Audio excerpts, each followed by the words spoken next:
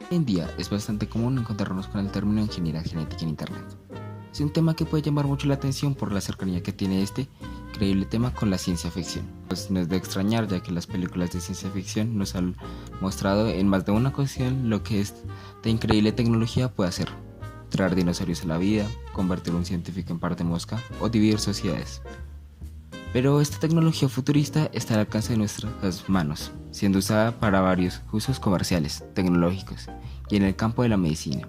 Es por esto que en este video mostraré qué es la ingeniería genética, qué procesos se utiliza, dónde se utiliza y sus ventajas y desventajas.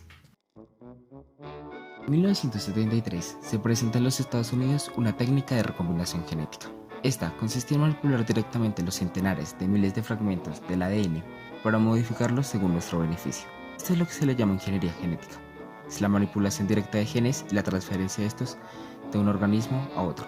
Esta rama de la biotecnología nos ha permitido alcanzar varios logros impensables hace unas décadas. De igual manera, también nos ha facilitado nuestras vidas cotidianas, con sus diversos usos, de los cuales puedes encontrar algunos ejemplos en el hospital o en tu casa. La ingeniería genética tiene varios usos, tanto medicinales como industriales.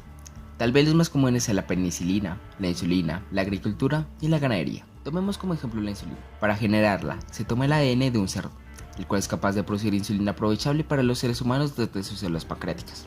Se retira de su genoma el gen que le permite a las células pancreáticas producir insulina. Después de esto se le transfiere el gen a una bacteria para que ésta desarrolle el fenotipo de la creación de la insulina. Con una colonia de bacterias produciendo insulina, podemos proseguir a aniquilarlas para recolectar la insulina que éstas producen, para poder suministrarles esta insulina a aquellas personas con diabetes. Otro ejemplo que tal vez lo tengas en tu escritorio: los marcadores borrables. Estos normalmente son creados a partir de derivados del petróleo, los cuales al ser desechados causan un gran daño en el medio ambiente. Para solucionar esta problemática, se plantea la alternativa de hacer tinta biodegradable, pero para esto necesitamos pigmentos. Uno de los pigmentos más comunes para hacer la tinta de los marcadores es el pigmento de coral, usado para hacer tinta roja. Sin embargo, para conseguirlo tendríamos que aniquilar el coral, lo cual traería varias consecuencias a su ecosistema. Como alternativa, cogemos el gen responsable del fenotipo de los pigmentos rojos y lo integramos al ADN de una bacteria procariota, es decir, que no tiene núcleo definido, donde a partir de una sola bacteria, en las condiciones adecuadas y dentro de un fermentador que pueda medir y mantener estas condiciones, se crearán miles de bacterias para ser asesinadas y recolectar la tinta roja producida por sus pigmentos, la cual es biodegradable y se consigue sin la necesidad de matar a los corales.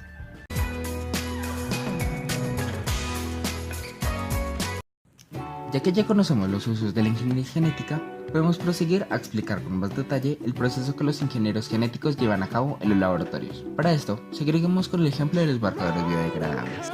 Primero se crea un medio de cultivo para las bacterias, también llamado placa de Hangar, donde pueden crear y convertirse en grandes y fuertes bacterias.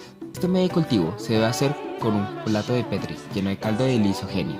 Este caldo contiene glucosa, es decir, azúcar, peptono, es decir, aminoácidos, y extracto de levadura. Para hacer la placa de Hangar, primero se hierve agua destilada para que cuando el caldo de lisogenia sea añadido, este se disuelva. Una vez que se le ha añadido el caldo, tendremos que ponerlo en un plato de Petri no selectivo, que no llevará ningún antídoto, y otro que es esto, con el fin de eliminar las bacterias que no son aptas para resistir los antibióticos. El plato sin el antibiótico carecerán las células blancas, de las cuales extraeremos sus plasmidos para ser modificados con un nuevo gen. Con esas bacterias modificadas, las introduciremos en el plato de Petri con antibiótico para conseguir el color rojo, y como bonus poseerán el gen para ser resistentes a los antibióticos y no sean asesinadas fácilmente. Para que las bacterias sin antibióticos o células blancas crezcan, se les necesita dar una temperatura de 37 grados Celsius. En el plato se sembrarán E. coli, un tipo de bacteria con el genoma totalmente decodificado y entendido. Se esparcerán de esta manera para crear colonias de bacterias que crezcan lo más separadas unas de las otras. Para sembrar la E. coli se necesitará recolectar con una especie de cuchara que será usada para esparcir estas bacterias en el plato de Petri, como lo muestra la imagen. Una cucharilla diferente es usada para hacer cada una de las líneas en la imagen, por estudiarlas con detenimiento. Ahora, será un procedimiento denominado transformación de colonias, que es cuando se recolectan células blancas para ser transformadas con el ADN de los plasmidos. Para realizar esto, se necesitará congelar el plato de Petri para conservar las bacterias estables y que éstas no se generen. Una vez que hayan sido congeladas, se se elevará la temperatura cerca de los 42 grados Celsius para generar un choque térmico que nos permitirá introducir los plásmidos con mayor facilidad. Mientras esto ocurre, también se recolecta el ADN del coral. Gracias al choque térmico, parte del ADN entrará en las células. Esto es posible ya que cuando las células cambian de temperatura drásticamente, su membrana celular se vuelve mucho más acuosa, permitiendo el ingreso de sustancias. Después de introducir el ADN en las células blancas, tenemos que hacer que se queden ahí, y esto lo logramos congelando la célula otra vez, haciendo que su membrana celular vuelva a ser rígida. Una vez hayamos hecho todo eso, se procederá a poner más caldo de lisogenia para incubar las nuevas bacterias a una confortable temperatura desde 37 grados Celsius. Estas células se reproducirán por mitosis, lo que significa que se crearán más células con el mismo ADN que alteramos. Falta poco para tener nuestras células listas. Ahora, las pondremos en el caldo con antibiótico y esperaremos a que se incuben durante 24 horas. Y finalmente, tendremos nuestras células con pigmentación roja. Ahora, solo hay que producirlas masivamente en un fermentador, donde se les dará la cantidad justa de temperatura, comida y oxígeno necesario para que crezcan muchas de estas bacterias, para después hacerlas picadillo, aumentando la temperatura del fermentador a tal nivel que las bacterias exploten y nos den sus pigmentos rojos, para conseguir la tinta del marcador que tanto queríamos y volvernos millonarios. La genética nos ha traído varias ventajas, como la creación de productos comerciales, como la tinta del marco rojo, que agilizan y mejoran el rendimiento económico, comercial de las explotaciones.